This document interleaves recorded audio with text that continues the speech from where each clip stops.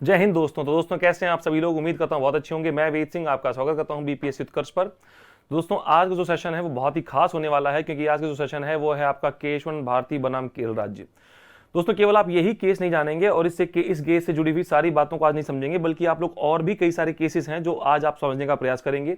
तो इस सेशन के माध्यम से हम काफी सारे मेंस के जो क्वेश्चंस हैं उनको भी डील करेंगे और इस केस को भी समझेंगे कि आखिरकार क्या था केशवन भारती बनाम केरल राज्य मामला, जो कि 1973 में सामने आया था। क्योंकि इसमें आप लोगों का संपत्ति का अधिकार जो है, जो कि एक मौलिक अधिकार था, उससे संबंधित कुछ बातों को आपको जानना होगा। ठीक साथ में दोस्तों आप यहां पर यह भी जानेंगे कि किस प्रकार से लोकतंत्र का शिशु कहलाता है समाजवाद, मतलब समाजवाद जो है वो किस प्रकार से लोकतंत्र के माध्यम से लाया जा सकता है, इस पर भी हम विचार करेंगे। और दोस्तों इसी में हम इस प्रश्न पर भी गौर करेंगे इस सेशन में कि क्या मौलिक अधिकार संशोधनीय है, आर फंडामेंटल राइट्स अमेंडेबल। और दोस्तों इसी के साथ में आप चर्चा करेंगे नवी अनुसूची पर, यानी कि शेड्यूल नंबर 9 पर। तो आपको पता चल गया होगा कि आज का जो सेशन है वो कितना महत्वपूर्ण होने वाला है आप लोगों के प्रीलिम्स पॉइंट ऑफ व्यू से, तो साथ में आप लोगों के मेंस पॉइंट ऑफ व्यू से भी। तो उम्मीद है कि आप इस सेशन को पूरी तरीके से समझेंगे, सुनेंगे और अंत में जो सवाल पूछे जाएंगे आप लोगों से, आप उसका जवाब देने का प्रयास करेंगे आपके कमेंट बॉक्स में। तो चलिए दोस्तों शुरू करते हैं सेशन को। और मैंने बताया आप लोगों को कि आज हम जिस पर चर्चा करने वाले हैं वो है आप लोगों का केशवानंद भारती बनाम केरल राज्य। दोस्तों तो फटाफट से अपनी कॉपी पेन निकाल लीजिए और सबसे पहला जो हेडिंग डालना है आप लोगों को वो डालना है केशवानंद बनाम केशवानंद भारती बनाम केरल राज्य 1973 1973। दोस्तों तो इस केस के माध्यम से, और एक और बहुत इंपॉर्टेंट बात दोस्तों, संविधान का मूल ढांचा यानी कि basic structure of the constitution, आप इसको भी जानने का प्रयास करेंगे। तो मुझे उम्मीद है कि मैंने जितनी बातें बोली हैं उन सबको आपने लिख लिया होगा। जैसे मैंने आपसे क्या क्या कहा है, आप इसके माध्यम से ये जानेंगे कि क्या मौलिक अधिकार संशोधनीय है, और फंडामेंटल राइट्स अमेंडेबल। आप इसके माध्यम से ये जानेंगे कि कैसे लोकतंत्र को समाजवाद का पिता कहा जाता है या फिर समाजवाद लोकतंत्र का शिशु कहा जाता है, आप इस बात को भी समझेंगे। आप यहाँ पर संविधान का मूल ढांचा भी समझने का प्रयास करेंगे, तो साथ में आप यहाँ पर नवी अनुसूची को भी डील करने का प्रयास करेंगे। दोस्तों तो इसलिए मैं आपसे कह रहा हूं लगातार इन प्रश्नों को आप एक साइड में लिख लीजिए और इन प्रश्नों का आपको लगातार समाधान यानी कि उत्तर मिलता ही जाएगा आपके इस सेशन के माध्यम से। और ये जो सेशन होने वाला दोस्तों ये आपके सभी एग्जाम्स के लिए, चाहे वो यूपीएससी हो, चाहे वो बीपीएससी हो, चाहे वो अन्य कोई भी पीसीएस हो, उनके लिए समान रूप से उपयोगी होगा, इंपॉर्टेंट होगा। इसमें आप लोगों की बहुत ही बेहतर समझ विकसित करने का मैं प्रयास करूंगा और यकीनन सेशन खत्म होने के बाद आप लोगों को काफी सारी चीजें जानने को मिल जाएंगी और आपके पास बहुत सारे प्रश्नों का उत्तर होगा, चाहे वो एग्जाम यूपीएससी में आया हो, चाहे वो आपके बीपीएससी या किसी अन्य पीसीएस एग्जाम में आया हो। लेकिन इसके लिए जरूरी है कि आप इस सेशन को गौर से समझें। तो दोस्तों केशवन भारती बनाम केरल राज्य, यहां तक पहुंचने के लिए हमें कुछ और केसेस के माध्यम से गुजरना पड़ेगा। जैसे अगर मैं आपसे कहूं शंकरी प्रसाद बनाम भारत संघ 1951 का केस था, या अगर मैं बात करूं आपसे तो सज्जन सिंह बनाम राजस्थान 1965 का केस था आप लोगों का। और इसके बाद दोस्तों गोलकनाथ बनाम पंजाब राज्य 1967 का केस था। और उसके बाद जो है वो केस आता है आप लोगों का केशवन भारती बनाम केरल राज्य। तो ये केस क्यों आए, इनमें क्या हुआ दोस्तों, इन सब बातों पर भी हम चर्चा करेंगे। तो आइए दोस्तों फटाफट से इस सेशन को शुरू करते हैं। मेरा नाम है वेद सिंह और मैं हूं पॉलिटिकल साइंस एंड आईआर का फैकल्टी आप लोगों के लिए। तो दोस्तों यहां पर यदि हम बात करें तो मैं शुरुआत करना चाहूंगा उस दौर से जब हमारे संविधान निर्माता इस बात पर चर्चा कर रहे थे कि कैसे हम अपने समाज में जो व्याप्त समस्याएं हैं उनका समाधान कर सकते हैं। और दोस्तों कई सारी बातों को आपने देखा है कि जो समाज की कुरीतियां थी, जो समस्याएं थी, उनका समाधान करने का प्रयास भी किया गया है संविधान के माध्यम से। आप देखिए आर्टिकल 17 जो बात करता है अस्पष्टता के अंत की, और यदि हम बात करें तो आर्टिकल 14 है, 15 है, 16 है, जो बात करते हैं अतार्किक विषमताओं को समाज से समाप्त करने की। दोस्तों तो ठीक इसी प्रकार से एक समस्या जो और बनी हुई थी हमारे संविधान निर्माताओं के आगे दोस्तों, वो क्या थी? तो वो थी कि जमींदारी जो प्रथा थी दोस्तों, जिसके माध्यम से आप देखते हैं कि बहुत सीमित लोगों के पास, तो मुट्ठी भर लोगों के पास तो बहुत बड़ी बड़ी दोस्तों जमीनें हुआ करती थी, उनके पास बहुत बड़ी संख्या में जमीनें हुआ करती थी, हजारों एकड़ जमीन हुआ करती थी। और दोस्तों देश का जो बहुत बड़ा तबका है उसके पास जमीन थी ही नहीं। लोग बाग जो है दोस्तों वो तो पट्टे पर काम किया करते थे। आज भी आप देखते हैं पट्टे पर काम करते हैं लोग बाग।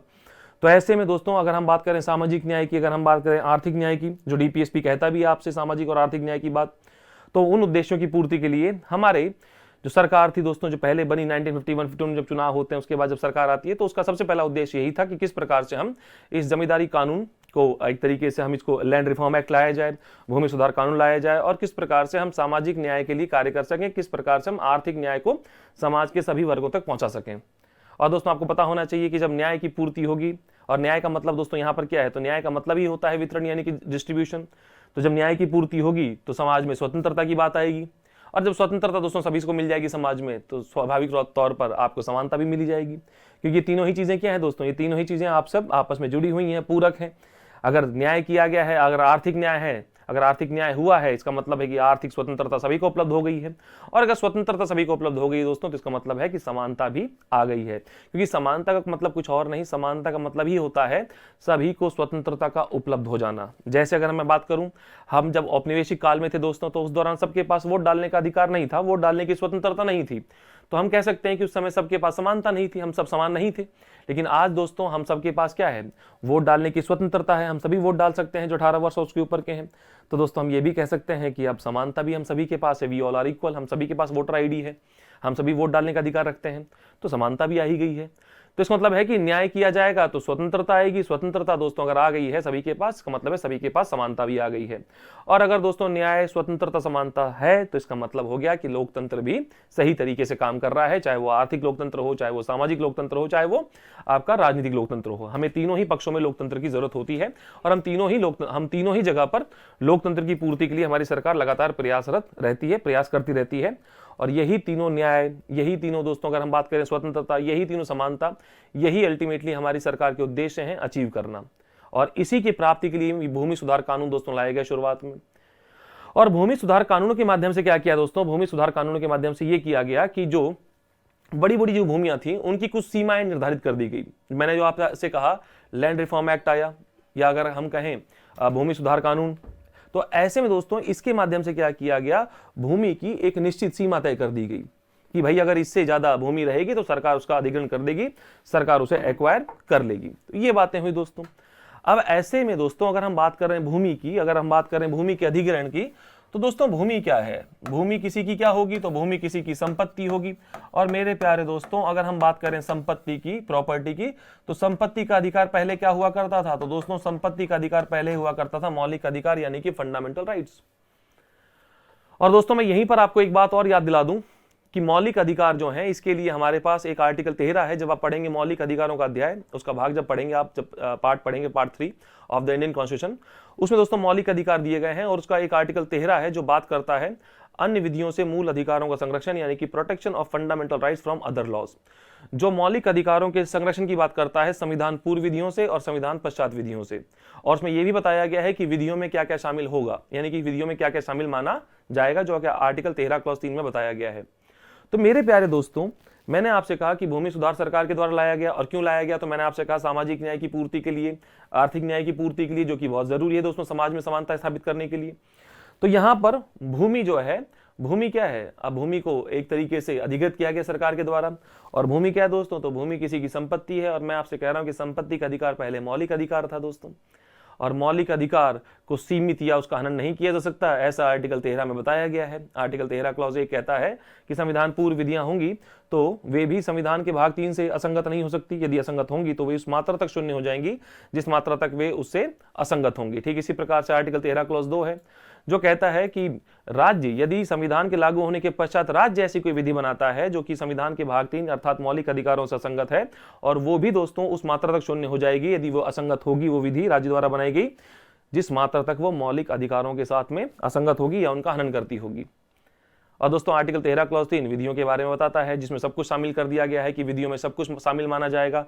इसमें नियम है, विनियम है, रूल्स हैं, रेगुलेशंस हैं, कानून है, नोटिफिकेशंस है, अधिसूचना है, भाई अगर हम बात करें अध्यादेश है यानी कि ऑर्डिनेंसेस हैं, सब चीजों को आर्टिकल 13 क्लॉज 3 की परिधि में शामिल कर दिया गया। मतलब आर्टिकल 13 की परिधि में हर चीज को शामिल कर दिया गया।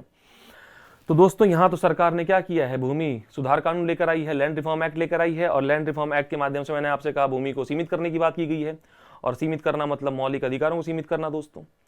और यहीं से दोस्तों आप देखते हैं विधायिका और कार्यपालिका के मध्य टकराव की स्थिति होती है। एक तरफ सरकार है जो कि डीपीएसपी को आगे लेकर बढ़ रही है, तो वहीं पर दोस्तों दूसरी ओर मौलिक अधिकारों को लेकर न्यायपालिका यानी कि जुडिशरी आगे बढ़ती है, और इन्हीं टकरावों का परिणाम निकलता है आपके इन केसेस के माध्यम से। ठीक है दोस्तों, यहीं पर सबसे पहला सुप्रीम कोर्ट के पास ये केस जाता है, और सुप्रीम कोर्ट में दलील दी जाती है कि भाई ये जो है भूमि सुधार कानून जो है ये तो हमारे मौलिक अधिकारों का हनन किया गया है। और ऐसे में दोस्तों सुप्रीम कोर्ट ने सरकार के द्वारा बनाए गए इस कानून को खारिज कर दिया। इस कानून को क्या कर दिया, खारिज कर दिया, रिजेक्ट कर दिया। और दोस्तों इसी निर्णय को पलटने के लिए सर्वोच्च न्यायालय के इसी निर्णय को पलटने के लिए सरकार द्वारा लाया जाता है पहला संविधान संशोधन 1951 में। कौन सा दोस्तों? पहला संविधान संशोधन 1951 में, जिसके माध्यम से हमारे संविधान में दो नए आर्टिकल जोड़े जाते हैं, आर्टिकल 31 का और 31 खा दोस्तों, आर्टिकल 31A एंड 31B यानी कि 31 खा दोस्तों। और 31 खा ही वो आर्टिकल है जिसके माध्यम से आप देखते हैं 9th शेड्यूल यानी कि 9वीं अनुसूची को संविधान में शामिल किया जाता है। और इसमें यह लिखा जाता है कि यदि सरकार द्वारा कोई कानून बनाया जाता है और उसे यदि अनुसूची नंबर 9 यानी कि शेड्यूल नंबर 9 में डाला जाता है तो उसका जुडिशियल रिव्यू, मतलब अगर वो मौलिक अधिकारों का हनन भी कर रहा होगा, आर्टिकल 14-19 का हनन करता होगा, तो भी उसका रिव्यू नहीं किया जा सकता। इस प्रकार के कुछ प्रावधान दोस्तों यहां डाले गए पहले संविधान संशोधन 1951 के माध्यम से। और मेरे प्यारे दोस्तों, इसी संविधान संशोधन को अर्थात पहले संविधान संशोधन को जिसके माध्यम से 31 का और 31 खा जोड़ा गया, इसको पहली बार चैलेंज किया गया शंकरी प्रसाद बनाम भारत संघ 1951 के केस में दोस्तों। कौन सा केस था? सबसे पहला जो केस आया दोस्तों वो आया शंकरी प्रसाद बनाम भारत संघ, शंकरी प्रसाद बनाम भारत संघ दोस्तों। और शंकरी प्रसाद बनाम भारत संघ मामला जो था दोस्तों 1951 में जो आया था, ठीक उसी साल में जिस साल में पहला संविधान संशोधन हुआ था, उसको चैलेंज किया गया और सुप्रीम कोर्ट में कहा गया कि देखिए साहब, सरकार ने क्या किया है, सरकार ने पहला संविधान संशोधन किया है 1951 में जिसके माध्यम से 31 का और 31 खा जोड़ा है, जो क्या कर रहा है, जो अल्टीमेटली आर्टिकल 13 का वायलेशन करता है। तो कृपया करके न्यायालय, माननीय न्यायालय जी, आप उसे खारिज कर दीजिए।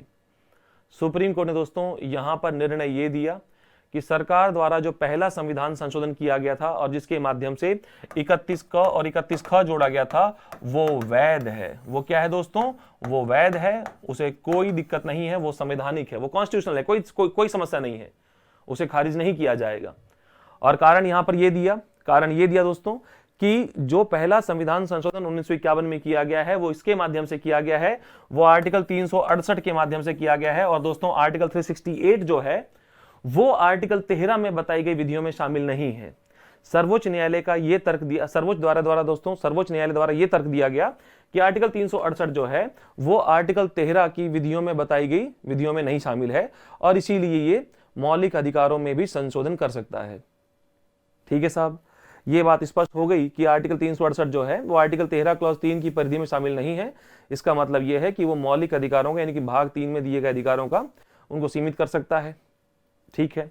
और दोस्तों इसी के बाद जो अगला केस आता है वो आता है आपका सज्जन सिंह बनाम राजस्थान राज्य, सज्जन सिंह बनाम राजस्थान राज्य दोस्तों। और सज्जन सिंह बनाम राजस्थान राज्य के केस में सुप्रीम कोर्ट ने जो पहले निर्णय दिया था अपना 1951 में यानी कि शंकरी प्रसाद बनाम भारत संघ मामले में, उसी निर्णय को बरकरार रखा।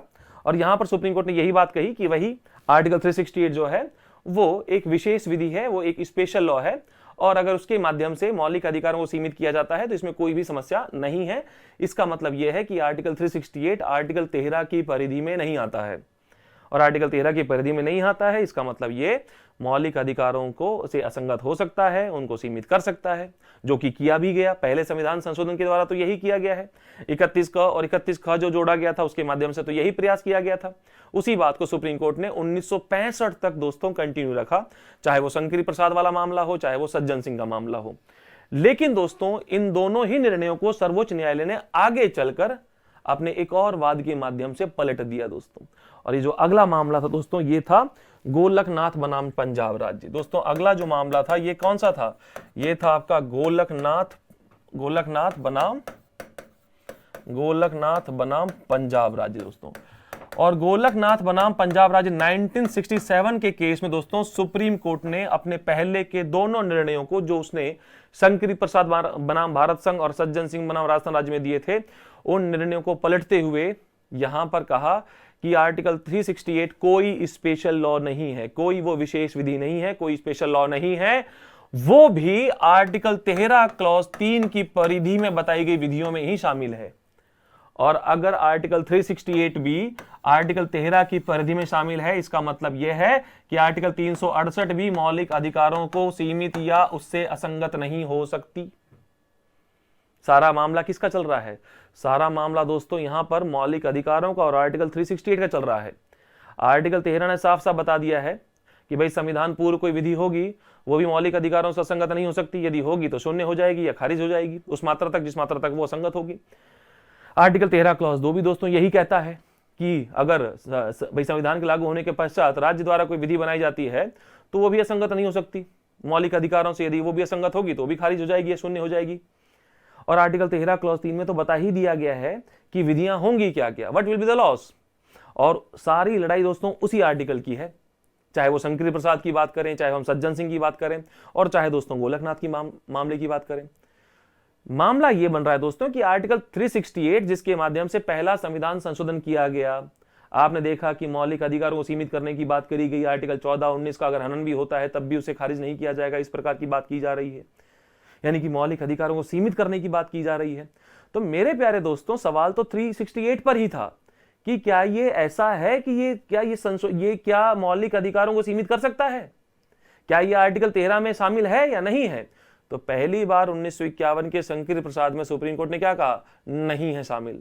आर्टिकल 368 आर्टिकल 13 की परिधि में शामिल नहीं है, मतलब वो मौलिक अधिकारों को सीमित कर सकता है, संशोधन कर सकता है उनमें। और यही बात सुप्रीम कोर्ट ने कब कही, 1965 के सज्जन सिंह बनाम राजस्थान राज्य में भी यही बात दोहराई कि भाई जो आपका आर्टिकल 368 है ये एक स्पेशल लॉ है, ये एक विशेष विधि है जो अगर मौलिक अधिकारों से असंगत होती है तो कोई दिक्कत नहीं है, क्योंकि आर्टिकल 13 की परिधि में शामिल नहीं है। लेकिन दोस्तों आगे चलकर गोलकनाथ बनाम पंजाब राज्य 1967 में सुप्रीम कोर्ट ने अपने पहले के दोनों फैसलों को पलट दिया और क्या कहा कि आर्टिकल 368 जो होगा ये भी आर्टिकल 13 की परिधि में शामिल है। और अगर ये भी आर्टिकल 13 की परिधि में शामिल है, इसका मतलब ये भी मौलिक अधिकारों से असंगत या उन्हें सीमित नहीं कर सकता। लेकिन सुप्रीम कोर्ट ने यहां पर यह भी साथ में दोस्तों निर्णय दिया कि हम अब जो निर्णय दे रहे हैं इसका प्रभाव हम भविष्यलक्षी तरीके से किया जाएगा, इस निर्णय को प्रभावी तौर पर किया जाएगा भविष्यलक्षी तरीके से, ना कि भूतलक्षी प्रभाव से इसको लागू किया जाएगा।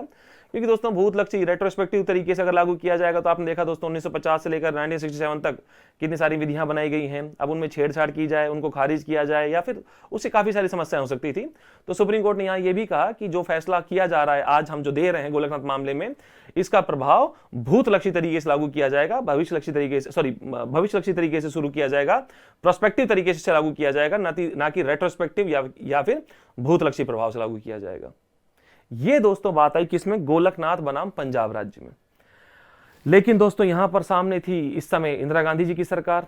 उन्होंने क्या किया, अब आपने देखा कि आर्टिकल 368 को भी सुप्रीम कोर्ट ने क्या कह दिया है, ये भी आर्टिकल 13 की परिधि में शामिल है, मतलब ये भी मौलिक अधिकारों से अब असंगत नहीं हो सकता, उनको सीमित नहीं कर सकता, संशोधन नहीं कर सकता।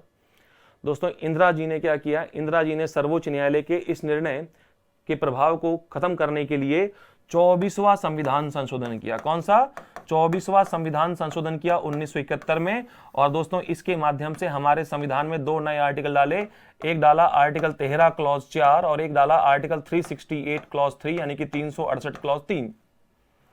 आर्टिकल 13 क्लॉज 4 और 368 क्लॉज 3 दोस्तों इन दोनों में लगभग एक ही बात लिखी गई है, और वो बात यह है कि आर्टिकल 13 की कोई बात आर्टिकल 368 पर लागू नहीं होगी। इंदिरा गांधी सरकार का पूरा उद्देश्य था कि वो किस प्रकार से आर्टिकल 368 को आर्टिकल 13 की परिधि से बाहर निकाले, क्योंकि आपने अभी हाल ही में देखा कि गोलकनाथ बनाम पंजाब राज्य मामले में सुप्रीम कोर्ट ने आर्टिकल 368 को भी आर्टिकल 13 की परिधि में शामिल कर दिया। अब सरकार का उद्देश्य यह था कि किस प्रकार से हम 368 को बाहर निकाल पाएं आर्टिकल 13 की परिधि से, क्योंकि अगर ये आर्टिकल 13 की परिधि में रहेगा तो ये मौलिक अधिकारों से ना तो असंगत हो सकता है, ना उनको सीमित कर सकता है, ना उनका संशोधन कर सकता है। लेकिन दोस्तों यहां पर सरकार ने क्या किया, सरकार ने 24वां संविधान संशोधन 1971 किया, जिसके माध्यम से दो नए आर्टिकल संविधान में जोड़े, एक आर्टिकल 13 क्लॉज 4 और एक आर्टिकल 368 क्लॉज 3।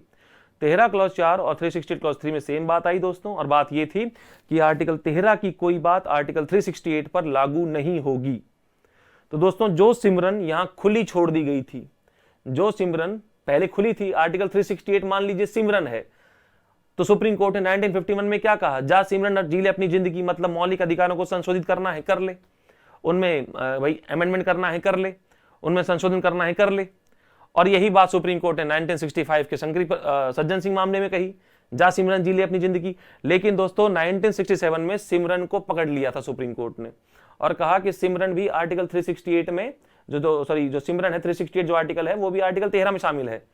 लेकिन सरकार चाहती थी दोस्तों कि सिमरन जो है वो खुली रहे, उसे बंदी ना बनाया जाए, और इसी उद्देश्य से क्या किया गया, ये संशोधन किया गया।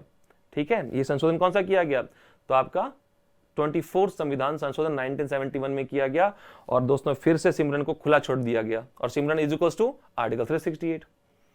इतना ही नहीं किया दोस्तों, सरकार ने, इंदिरा गांधी सरकार ने एक अगला संविधान संशोधन भी किया, और यह था दोस्तों 25वां संविधान संशोधन 1971 में।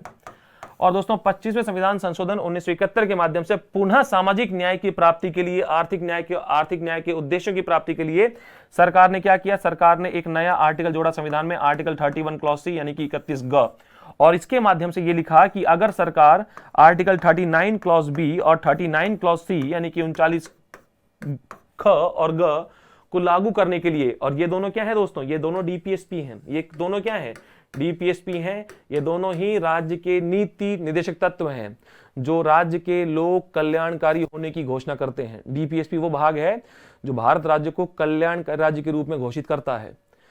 तो दोस्तों इंदिरा गांधी सरकार ने एक नया संविधान संशोधन किया, 25वां संविधान संशोधन 1971 में ही किया, और इसके माध्यम से दोस्तों क्या किया, इसके माध्यम से संविधान में नया आर्टिकल जोड़ा, आर्टिकल 31 सी। पहले 31 क और ख आ चुके हैं, पता है आपको, पहले संविधान संशोधन से 31 क और ख आ चुके हैं।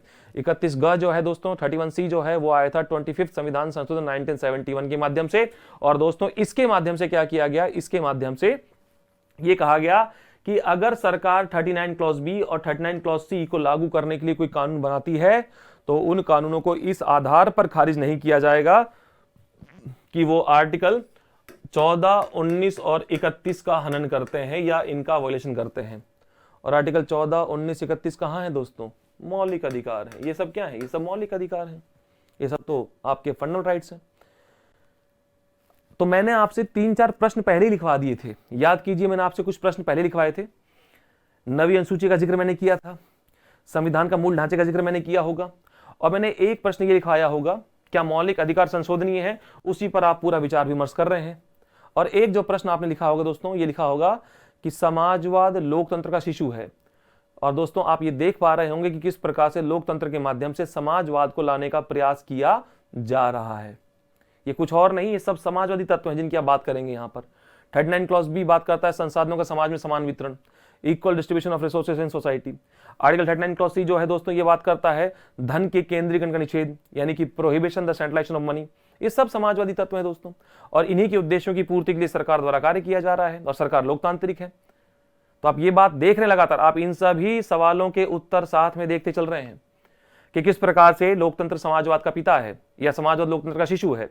ये सब समाजवादी फैक्टर तो हैं जो राज्य द्वारा लाए जा रहे हैं लोकतांत्रिक तरीके से, कानूनों के माध्यम से, निर्वाचित सरकार के माध्यम से। और दूसरा जो प्रश्न आपने जो लिखा है कि क्या मौलिक अधिकार संशोधनीय है, तो आप लगातार इस पर ही विचार कर रहे हैं।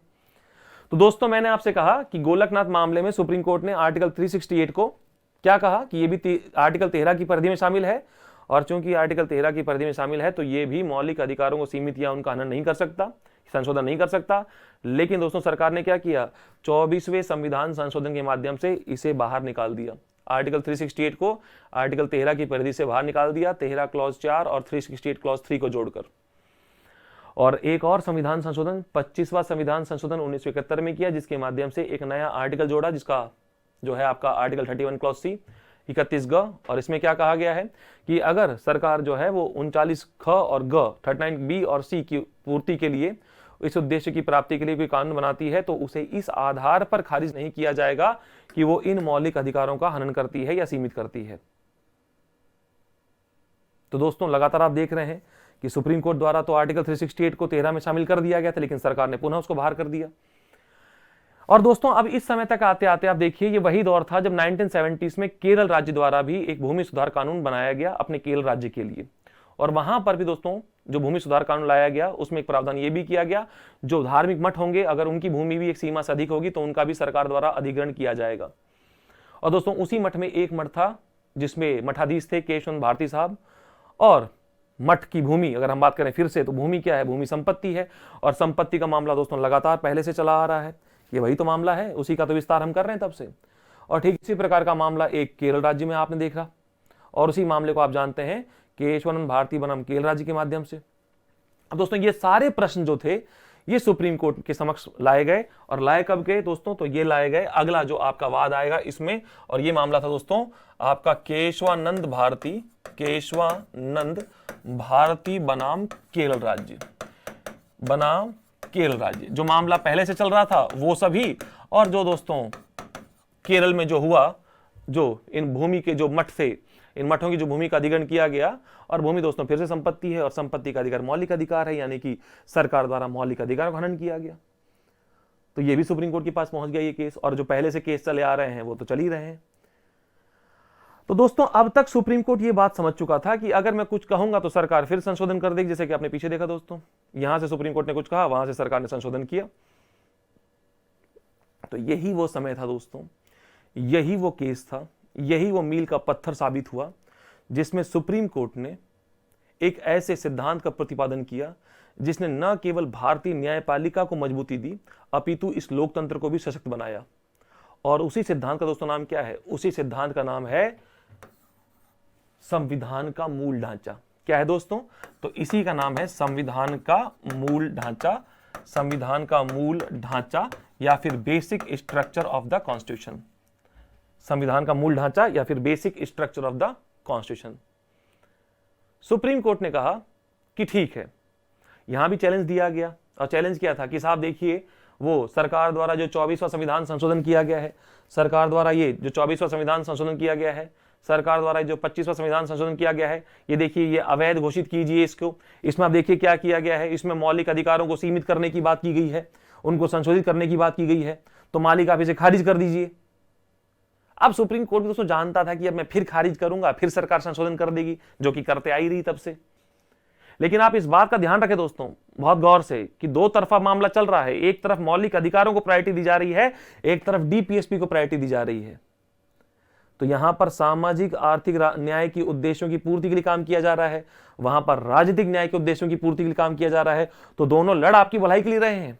मेन बात यह है, दोनों जो आमने सामने हैं, चाहे वो विधायिका और न्यायपालिका आमने सामने है, लेकिन वो है किसकी वजह से? वो है जनता की भलाई के लिए।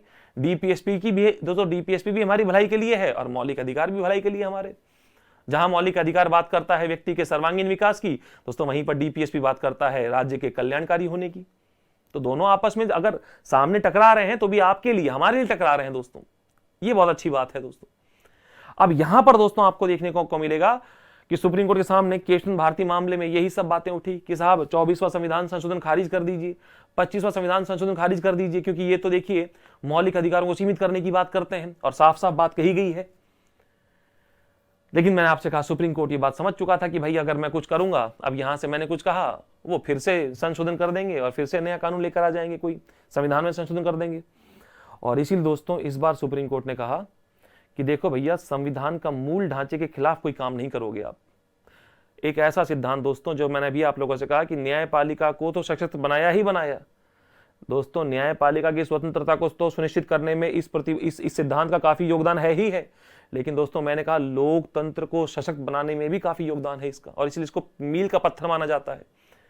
बेसिक स्ट्रक्चर ऑफ कॉन्स्टिट्यूशन का सिद्धांत दिया गया, संविधान के मूल ढांचे का प्रतिपादन किया गया दोस्तों। और सुप्रीम कोर्ट ने अब यहां निश्चिंत होकर कहा कि ठीक है, सरकार को मौलिक अधिकारों में संशोधन करना है, वो तब से यही कर रही है, कोशिश कर रही है, करना है कीजिए, कोई दिक्कत नहीं है। सरकार ने कहा हाँ करना है, हम तो करेंगे जो है बिल्कुल मौलिक अधिकारों में संशोधन। सुप्रीम कोर्ट ने कहा ठीक है, कोई दिक्कत नहीं है, मौलिक अधिकारों में संशोधन करना है, बेशक करो, लेकिन वो संशोधन ऐसा नहीं होना चाहिए जो संविधान के मूल ढांचे के खिलाफ हो। कैसा हो दोस्तों? वो संविधान के मूल ढांचे के खिलाफ नहीं होना चाहिए, बेसिक स्ट्रक्चर ऑफ कॉन्स्टिट्यूशन के खिलाफ नहीं होना चाहिए दोस्तों। संविधान के मूल ढांचे जब ये इस सिद्धांत का प्रतिपादन किया गया, तो इस समय काफी सारे केस सुप्रीम कोर्ट के सामने थे कि क्या प्रस्तावना संविधान का भाग है। और ये वही केस है, केशवानंद भारती केस, जिस समय सुप्रीम कोर्ट ने ये बात भी स्वीकार करी कि प्रस्तावना जो है वो संविधान का भाग है और उसमें भी संशोधन किया जा सकता है। जैसे संविधान के अन्य भाग हैं, ठीक उसी प्रकार से प्रस्तावना भी संविधान का भाग है और उसमें भी उसी प्रकार से संशोधन हो सकता है जैसे अन्य भागों में। लेकिन ऐसा कोई संशोधन नहीं किया जाएगा जो संविधान के मूल ढांचे के खिलाफ हो, जो बेसिक स्ट्रक्चर ऑफ कॉन्स्टिट्यूशन के खिलाफ हो दोस्तों। तो मेरे प्यारे दोस्तों, अब अगर मैं बात करूं वर्तमान स्थिति की, तो मौलिक अधिकारों में संशोधन हो सकता है, तो आपका उत्तर होना चाहिए कि सर बिल्कुल हो सकता है, लेकिन वो संशोधन संविधान के मूल ढांचे के विपरीत या खिलाफ नहीं होना चाहिए। Am I clear? और दोस्तों दूसरा सवाल आपने क्या कहा कि क्या सर समाजवाद लोकतंत्र का शिशु है? तो बिल्कुल है। आपने देखा कि किस प्रकार से समाजवाद को लागू किया जा रहा है विभिन्न नीतियों के माध्यम से, और नीतियां बना कौन रहा है दोस्तों? तो सरकार बना रही है, जो कि लोकतांत्रिक है। लोकतांत्रिक का मतलब क्या है? आपने चुना है उसको, तो वो सरकार बना रही है। और नवी अनुसूची की बात आपने कर ही ली है। तो दोस्तों मुझे उम्मीद है कि आपको इन सारे सवालों का जवाब इस सेशन के माध्यम से मिल गया होगा। बाकी बहुत जल्दी मैं आपके लिए एक और सेशन लेकर आऊंगा, जिसमें कुछ और केस हम लोग डिस्कस करेंगे, जैसे मिनर्वा मिल्स का मामला है, वामन राव का मामला है, और IR कोले का मामला है। तो अगले सेशन को आप इस सेशन के साथ में जोड़कर पढ़िएगा, ताकि आपको ज्यादा इंटरेस्ट आए और ज्यादा तरीके से आप चीजों को एक क्रम में समझ सकें। आज जो आपने समझा है वो क्या है? तो आपने कुछ वाद देखे हैं, आपने आर्टिकल 368 देखा, आर्टिकल 13 देखा, तो आपने काफी सारी बातों को आज समझने का प्रयास किया। और मुझे पूरा भरोसा है कि जो प्रश्न आपने लिखे होंगे कॉपी पर, उसको आपने, उसका समाधान, उसका सॉल्यूशन आपने पा लिया होगा। तो मैं फिर से एक बार आप लोगों को सभी जितने केस मैंने बताए हैं उन सभी पर चर्चा कर लूं फटाफट से। सबसे पहला दोस्तों मामला आता है शंकरी प्रसाद बनाम भारत संघ 1951 में। कई बार आपसे प्रश्न पूछेगा, वो सीक्वेंस में वो आपको मिलाने को बोल देगा कि इनका सही क्रम लगाइए या सही क्रम में इनको लगाइए दोस्तों। तो आपने क्या देखा? शंकरी प्रसाद बनाम भारत संघ, फिर आपने देखा दोस्तों सज्जन सिंह बनाम राजस्थान राज्य, फिर आपने देखा गोलकनाथ बनाम पंजाब राज्य, और दोस्तों आखिरी में आपने देखा केशवंत भारती बनाम केरल राज्य, जिसके माध्यम से संविधान का मूल ढांचा यानी कि बेसिक स्ट्रक्चर ऑफ कॉन्स्टिट्यूशन का प्रतिपादन सर्वोच्च न्यायालय द्वारा किया गया, और इस बात को स्वीकार किया गया कि मौलिक अधिकार संशोधनीय है, प्रस्तावना भी संशोधनीय है, लेकिन इस प्रकार का कोई संशोधन नहीं किया जा सकता जो कि संविधान के मूल ढांचे के खिलाफ हो दोस्तों। अब इस पर सरकार की क्या प्रतिक्रिया रही दोस्तों? ऑब्वियसली बात है, सरकार तो प्रतिक्रिया देगी ही देगी अपनी। इसको हम समझेंगे अगले सेशन में, जब मैं आपसे डील करूंगा मिनर्वा मिल्स बनाम भारत संघ 1980 का मामला। तो बस थोड़ा सा सब्र कीजिए, और कुछ समय के बाद आप लोगों को आपका मिनर्वा मिल्स का मामला भी समझ में आ जाएगा, और उसके बाद दोनों ही सेशन को साथ मिला के पढ़िएगा, आप बहुत इंजॉय करेंगे। और अगर कोई डाउट होता है आप लोगों को, तो प्लीज बिना किसी डर के, बिना किसी हेजिटेशन के आप कमेंट बॉक्स में डालिए, और उसी प्रकार से आपके जो सेशंस होंगे उनको डिजाइन किया जाएगा। सब आप ही की वजह से है, आपके लिए ही है। अब जाते जाते दोस्तों मेरा एक आखिरी एक प्रश्न मैं आपसे पूछना चाहूंगा। आपने अगर सेशन को सही तरीके से सुना है तो दोस्तों प्रश्न का उत्तर आप लोग मुझे कमेंट बॉक्स में देंगे। और प्रश्न दोस्तों ये है, मैं आपसे एक सीक्वेंस देकर जाता हूं, उस सीक्वेंस को आपको क्रम में लगाना है, मतलब कौन पहले आया कौन बाद में आया। और सीक्वेंस दोस्तों आप लोगों के लिए है, सबसे पहला मैं आपको देता हूं, केशवानंद भारती। इस प्रकार के सवाल आते रहते हैं, केशवानंद भारतीवाद। दूसरा सीक्वेंस है दोस्तों आप लोगों का सज्जन सिंह बनाम सज्जन सिंह वाद, सज्जन सिंह बनाम राजस्थान राज्य। तीसरा है दोस्तों गोलकनाथ मामला, गोलकनाथ। और चौथा है दोस्तों आप लोगों का शंकरी प्रसाद मामला, शंकरी प्रसादवाद, यानी कि शंकरी प्रसाद बनाम भारत संघ का मामला जो था दोस्तों। आपको क्या करना है, आपको इसको सही सीक्वेंस में लगाना है, और आपके लिए ऑप्शंस में देके जाता हूं। ऑप्शन ए है आप लोगों का 1 3 4 2, ये सही सीक्वेंस है, पहले से आखिरी तक क्रम ये है। दूसरा है दोस्तों 3 4 2 1। तीसरा है दोस्तों सी ऑप्शन है आप लोगों का, इसमें 4, अगर बात करें यहां पर आप लोगों का 4 2 3 1। और चौथा है दोस्तों आप लोगों का 2 3 1 4 दोस्तों। तो आपको सही क्रम बताना है कि सही क्रम क्या रहेगा, शुरुआत से लेकर अंत में जो केस आया है, और इसका उत्तर आपको कहां डालना है, कमेंट बॉक्स में। इसका उत्तर ए होगा, बी होगा, सी होगा, डी होगा। ये इस बात को दिखाता है दोस्तों, ये इस बात की पुष्टि करता है कि आपने इस सेशन को सही से सुना है, समझा है, और आप सवालों के उत्तर देने में सक्षम है। क्योंकि किसी भी सेशन को सुनने का, समझने का सबसे बड़ा जो मतलब होता है वो यही है कि हमने उससे क्या सीखा है और किस प्रकार से हम उसको यूटिलाइज कर सकते हैं अपने प्रीलिम्स के एग्जाम में और अपने मेंस के एग्जाम में भी। तो मुझे पूरा भरोसा है कि आपने वो मेंस के 4-5 सवाल लिखे होंगे, उनको आपने यहाँ पर क्रम से समझा होगा, और साथ में प्रीलिम्स के दोस्तों इस प्रकार के सवाल यहाँ से देखने को मिलते हैं। तो आप सभी से मेरी अपेक्षा है कि आप सभी इस प्रश्न का उत्तर मुझे कमेंट बॉक्स में देंगे। बाकी आपके सुझाव हमेशा ही वेलकम है, आप हमेशा सुझाव दिया कीजिए और उन पर हम अमल भी करेंगे दोस्तों। चलिए तो यहीं पर इस सेशन को हम समाप्त करते हैं। बाकी बहुत जल्दी मैं मिलूंगा आपके साथ में मिनर्वा मिल्स के मामले में। तब तक के लिए मेरे सभी साथियों का दिन शुभ हो। धन्यवाद दोस्तों।